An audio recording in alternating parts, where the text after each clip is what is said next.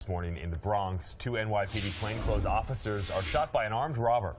Right now, there is a manhunt underway for at least one of those suspects. Fox 5's Robert Moses is live outside St. Barnabas Hospital in the Bronx, where one of the officers is now in critical condition. Robert, bring us up to date.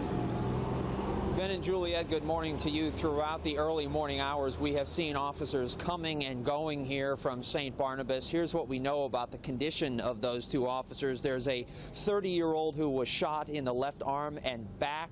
He is undergoing surgery and is in critical but stable condition. The 38-year-old officer who was shot in the arm and chest is in stable condition. The good news here is that they both are expected to make full recoveries. Here's what we know so far.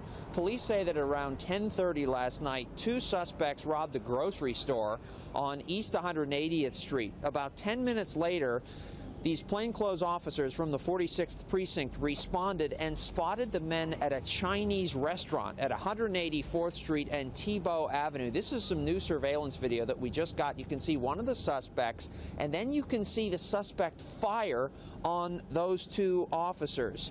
Police fired back. Both of the officers were hit. Then the suspects fled on foot from that restaurant and carjacked a white Chevy Camaro about a block away.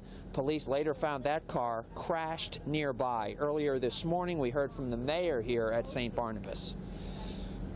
This is another indicator of the dangers that our officers face in the line of duty. We depend on them to keep this whole city safe. They do it with extraordinary skill and professionalism, and there are profound dangers, and we saw examples of that this evening. Again, thank God these officers will recover. And we echo those comments from the mayor. But this story is not over just yet, because one man arrived at Columbia Presbyterian Hospital in this Nissan Altima that you see. And I mention that because he arrived there with a gunshot wound. Police are investigating whether he is one of the two suspects they are looking for.